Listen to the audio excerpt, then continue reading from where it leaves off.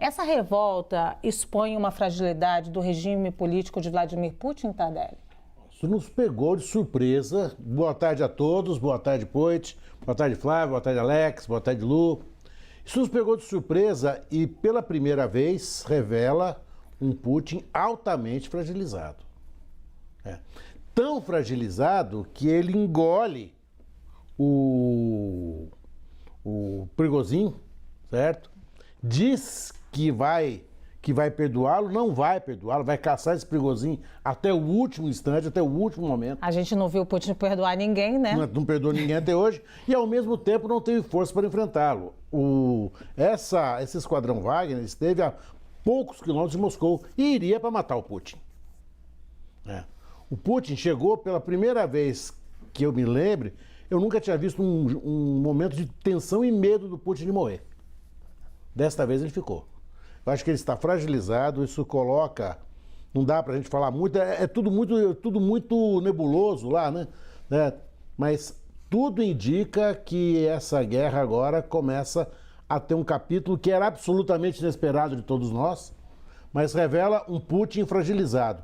Qual é a consequência para o conflito da Ucrânia? Só os próximos dias, as próximas semanas, para a gente saber se ele dobra a aposta ou o que ele vai fazer. Mas o fato é que, pela primeira vez, a gente viu um comandante de guerra ser frontalmente desafiado e ter que recolher o trem de pouso e não partir para cima do traidor.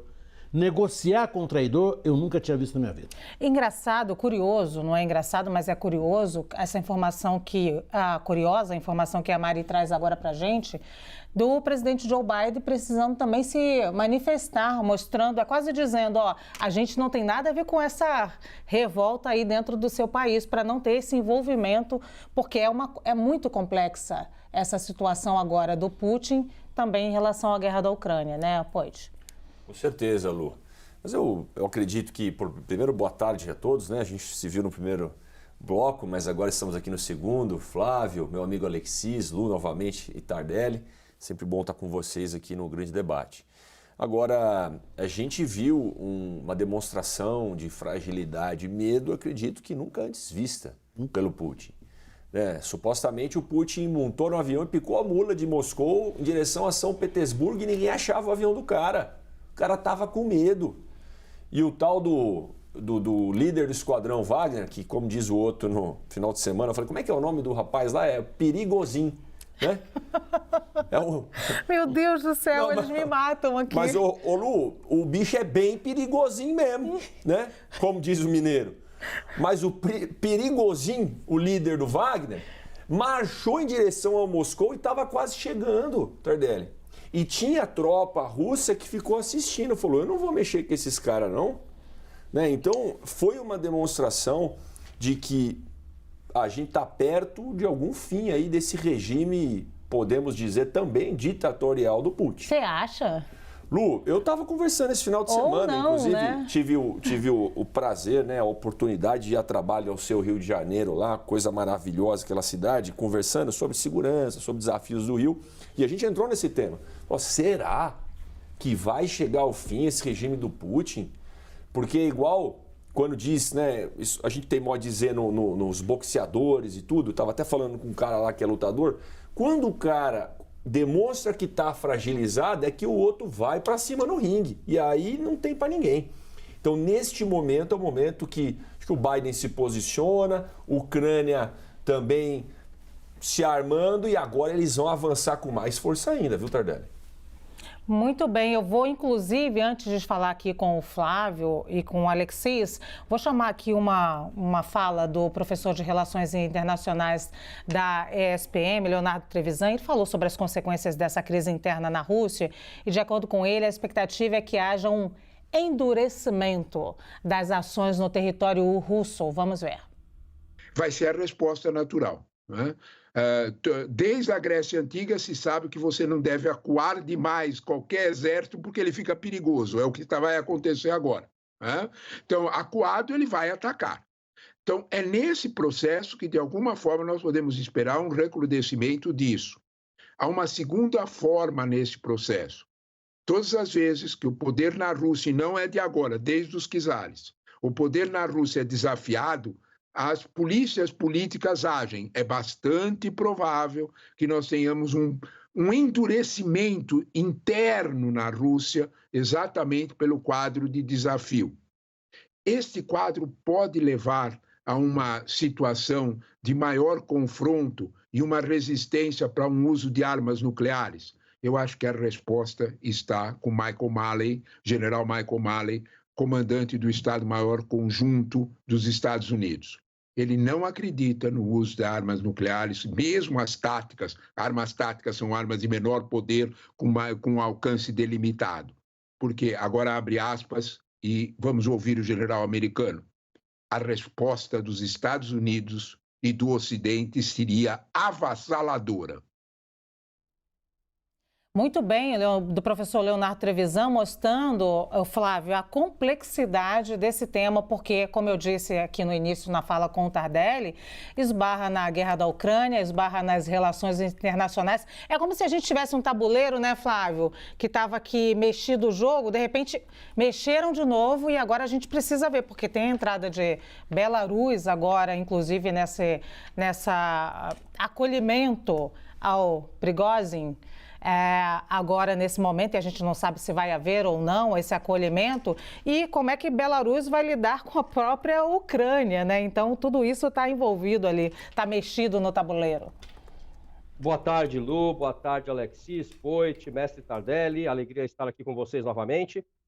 Vamos lembrar aqui a história, né? Durante a Primeira Guerra Mundial, a Rússia se viu envolvida numa guerra civil. A Rússia ela tem uma lógica, uma psicologia geopolítica que a gente consegue identificar com esses fatos todos, né? Este caso do Prigozhin, como diz o Poit, ele indica algumas consequências aqui que a gente pode conjecturar. Primeiro, o grande fracasso que foi essa guerra iniciada por Putin, do ponto de vista militar, econômico, geopolítico, inclusive no plano interno. Notem que a oposição russa está sufocada. Este ato do grupo Wagner, que nasce com apoio de Putin, ali há uma guerra entre as elites russas, né? Ele se torna perigoso no sentido político, não militar, ele não teria condições, embora tenha chegado a 400 quilômetros de Moscou. Salvo engano meu, desde Napoleão e Hitler, nenhum outro grupo armado teria chegado tão perto de Moscou. Um outro ponto qual será agora o curso da guerra, uma vez que o grupo Wagner, que teve muito mais protagonismo e sucesso que as forças regulares russas, não estarão mais em território ucraniano combatendo. Outro ponto, sim, Prigozhin vai ser caçado, ou Prigozhin será caçado como ninguém por Putin, não é? E, finalmente, uma outra reflexão que nós devemos trabalhar aqui é que tudo leva a crer que há uma corrosão do regime russo. Inicialmente haverá um endurecimento, como afirmou o professor, mas tudo leva a crer que sim, o regime russo começa a sofrer uma corrosão e nós em breve saberemos a proporção desse fenômeno, né, Lu? Eu acho que são essas as ideias iniciais aqui. Muito bem, Alexis, o Flávio fala aí como ele disse, sucesso do Grupo Wagner, mais sucesso ainda. Esse sucesso, Flávio, é até questionável, né? Porque o Grupo Wagner perdeu aí muitos dos seus combatentes que acredita-se não foram nem contabilizados esses números. Então, a gente não sabe exatamente o que seria esse sucesso. Mas vamos lá, Alexis. Bom, boa tarde, Tardelli, Flávio, Poit, Lu. Até todos que estão nos ouvindo aqui. Eu tenho algumas visões um pouco diferentes. Primeiro, eu vejo que Putin está experimentando do próprio veneno. Afinal, o grupo Wagner é aquele grupo de mercenários que foi incentivado e financiado pelo governo da Rússia durante muito tempo, apesar de que agora o Wagner é mais recente, para fazer os serviços sujos ao redor do mundo. E eles têm um poder diferente economicamente, porque eles começaram a participar de receitas ou de resultados daqueles postos de petróleo que eles cuidavam, que eles protegiam na Síria, em vários outros eventos. Então, é um grupo extremamente rico, tem muito dinheiro. e motivados não por uma questão de nacionalidade, vou para a guerra para defender o Brasil, no meu país, eu vou para a guerra para ganhar dinheiro, para fazer muito dinheiro. Boa parte dos homens que morreram eram prisioneiros, porque eles tinham uma política também de convocar criminosos e falar, olha, se vocês participarem do nosso grupo durante 6 meses e sobreviverem, vocês estão com as penas canceladas, anistiadas. Ou seja, é um grupo extremamente criminoso. Agora, será que o Ocidente quer mesmo que esse governo, Grupo Wagner, derruba Putin? Alguém imagina a Rússia sendo governada por mercenários, por um grupo de mercenários? Será que isso é muito pior do que o próprio Putin, não querendo fazer uma analogia que Putin seja alguma coisa que a gente respeite, porque é absolutamente democrático, né, ele acaba com seus opositores, mas um grupo de mercenários, armados até os dentes, tomando poder, eu temo muito mais. Então, eu acho que a coisa é complexa, deve ter negociado bastante, anistiando até os supostos crimes, quer dizer, olha como o Putin teve que ceder nessa questão, mas esse grupo tem dinheiro, tem poder e mostrou que pode muito mais. A ver as cenas dos próximos capítulos. Muito bem, vou até inclusive voltar à pergunta inicial agora, porque depois dessa reflexão, o Poit acha que pode ser o fim do regime de Vladimir Putin. Eu vi que isso aqui não é unanimidade. A pergunta é, Tardelli, o fato de o presidente dos Estados Unidos, Joe Biden, acabar se posicionando numa situação em que a gente está falando de mercenários ameaçando o governo de Putin, mostra aí a importância do que a gente está vendo aí. A resposta seria, tem gente, pode ser que o Ocidente, pode ser que países, inclusive que fazem parte da OTAN, estejam aliados ali aos mercenários. Os mercenários poderiam ameaçar um regime como o de Putin? A movimentação de Putin, agora, nesse momento, procurando articular e conversar com o líder desse grupo que foi próximo a ele, não pode mostrar que Putin já virou o jogo de novo? Olha, eu vou pegar emprestado aí um pouco da manifestação do Alex e dizer o seguinte: o Putin criou um monstro, certo? E agora esse monstro pode engoli-lo. O que o Biden está dizendo é o seguinte: isso é de vocês. Vocês criaram essa coisa interna. Porque o mercenário, ele é, para o governo Putin, muito confortável. Pelo menos foi. Foi útil? Foi útil, foi bom. Só que enquanto ele crescia, ele também tinha uma mutação teratológica e ele começa a perceber que ele pode mais do que ele já tinha. Porque veja uma coisa, nunca na história da União Soviética, da história da Rússia, da União Soviética, um líder russo fugiu da capital. Stalin, na Segunda Guerra, ficou o tempo todo em Moscou. Nem os nazistas conseguiram chegar até lá. Lembrando de todos os inimigos russos envenenados ao longo da história recente. Napoleão tentou chegar, não conseguiu. Este chegou. Esse chegou num lugar onde ninguém no mundo imaginaria que ele pudesse chegar. E chegou perigosamente.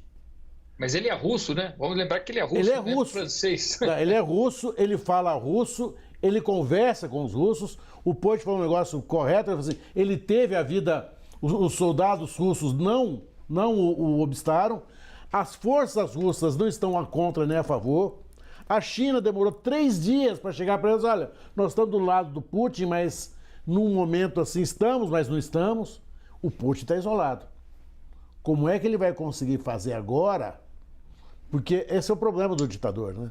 O ditador é isolado. Enquanto ele tem o poder, ele tem tudo. Na hora que ele perde o poder, ele não tem mais nada. Isolado, mas ainda tem ali Lukashenko, que é o líder de Belarus, está ali ainda. Ele tem o botão vermelho, ele tem tudo ao alcance dele, mas ele tem também uma fragilidade que ele nunca expôs, que nós sequer conhecíamos. O mundo não conhecia a fragilidade do Putin. O único que conhecia a fragilidade do Putin é esse Prigozhin. Ele foi para cima e o Putin não teve para onde. O Putin teve que fugir. Eu nunca imaginava, acho que ninguém no mundo imaginava essa cena. Agora o que virá, nós não temos a menor ideia, porque lá é tudo muito diferente daqui.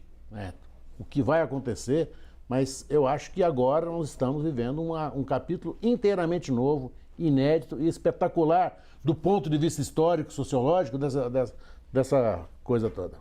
Muito bem. Poit. Lu, estava até puxando aqui, né, e a grandeza desses caras, né, a grandeza que eu falo, alcance, né, desse grupo Wagner, como o Alexis colocou, e puxando como é que foram as declarações do Biden, né? O grupo Wagner, além de ter poços de petróleo, tem mina de ouro, tem equipamentos que eles administram e tomam conta. Tem entrada em outros países. Exato. E aí eu estava puxando aqui sanções dos Estados Unidos que já existem ao grupo Wagner.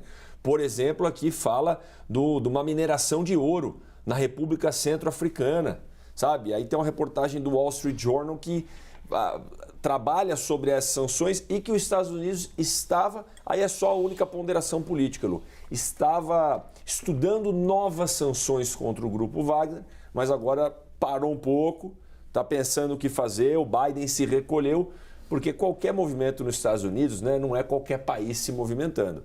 Qualquer movimento dos Estados Unidos pode sinalizar alguma tomada de lado, pode sinalizar uma escalada maior desse conflito na Rússia, que agora se tornou um conflito interno. Então, queria só reforçar as palavras do Alexis, mostrar o quanto esse grupo Wagner é poderoso economicamente e o poder dos Estados Unidos, de repente, manter as sanções contra eles. E se os Estados Unidos agora, né, que é a reportagem trazida aqui pelo Estadão recentemente, né, os Estados Unidos dizendo que vai adiar algumas sanções contra o grupo Wagner. Então, se os Estados Unidos fizer isso, já quer dizer que, olha, eu ia aplicar mais umas sanções, mas vou esperar um pouquinho. É meio que dizer, olha, não tenho nada a ver com isso, problema é de vocês, mas sabe aquela suposição de que eles estão lá, né, como diz aquele meme, com um saquinho de pipoca, querendo que o circo pegue fogo mesmo entre esses caras. Né, vamos dizer o português correto. É o que supostamente eu acho que os Estados Unidos está pensando. Antes da gente seguir de novo para o Alexis e o Flávio para a gente encerrar essa rodada, vou chamar aqui ainda uma reflexão sobre a crise interna na Rússia, agora da professora Fernanda Manhota, coordenadora de Relações Internacionais da FAAP, que avalia que tanto o grupo mercenário quanto o presidente russo Vladimir Putin saíram enfraquecidos dessa crise. Vamos ouvir. O que aconteceu na Rússia foi, em primeiro lugar, uma disputa interna de poder, que em princípio era uma disputa dentro do campo militar e depois acabou gerando uma espécie de spillover, né, de reverberação no poder central, atingindo o próprio presidente Putin. E mais do que isso, foi um processo que envolveu rápida reação em busca de saídas honrosas. E nesse tipo de situação, em que a gente está falando de disputa de poder e busca por saídas honrosas, em geral, o que acaba acontecendo foi, de fato, o que a gente assistiu na Rússia, é que nem sempre quem vence ganha. Ou seja, o Putin, nesse primeiro momento, tenta reforçar a ideia de que isso não foi nada demais, que isso não abala a sua governabilidade, que ele próprio geriu o conflito, tentando transmitir a ideia de que tudo corre em perfeita normalidade, quando a gente sabe que não é bem o caso. Ele saiu, como todos já disseram exaustivamente, desmoralizado no mínimo desse processo que mostra fissuras dentro do governo. Do ponto de vista do grupo Wagner, também há uma perda, porque embora em princípio as lideranças possam dizer que o grupo foi uma insurgência bem-sucedida, que o próprio líder saiu do país aclamado, protegido, ele também, no limite, perdeu algo que era importante para ele desde o começo dessa discussão, que era a autonomia. Toda essa discussão começou porque o grupo Wagner não queria ter que se submeter ao comando do Ministério da Defesa. E agora, com esse acordo que foi feito, né, de anistia, enfim, na prática, os combatentes do grupo Wagner vão ser incorporados, de alguma maneira, ao comando do Ministério de Defesa. Então, é uma circunstância em que todo mundo chama para si a ideia de que fez valer o seu interesse e saiu vencedor do processo, mas, na prática, o que parece mesmo é que perderam todos. Perderam todos, mas a gente tem, Alexis, uma figura como Vladimir Putin, e nós já conhecemos, dispensa então a apresentação, acuada. E daqui para frente a gente pode esperar o quê, na sua opinião? O que você acha? Eu entendo que ele saiu desmoralizado, né? Acuado e desmoralizado, porque quem teve que fugir mostrou medo. E eu, de fato, acho que isso pode criar internamente um ambiente de aparecer talvez uma oposição.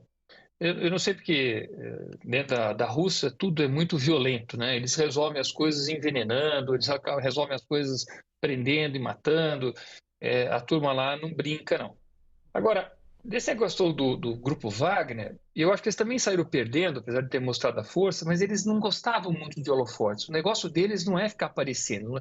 Tanto que qualquer combatente que entrar dentro do grupo Wagner, esquece redes sociais, esquece celular, esquece tudo. Você vai estar lá para poder cumprir missões e não é para ficar aparecendo, botando meme, botando fotinho, selfie no Instagram, coisa nenhuma. E agora eles ficaram globalmente conhecidos. E isso pode atrapalhar o próprio negócio deles, que era de proteger, de ser contratado por vários ditadores africanos. Essa mina de ouro mesmo é uma contrapartida de um dos ditadores africanos que contratou eles para treinar as tropas e ganhou essas concessões. A mesma coisa aconteceu na Síria. Eles ficaram muito ricos com esse tipo de negócio, que para nós aqui no Brasil choca, né? Porque quando a gente fala em mercenário parece coisa de filme americano, então a gente descobre que é uma realidade.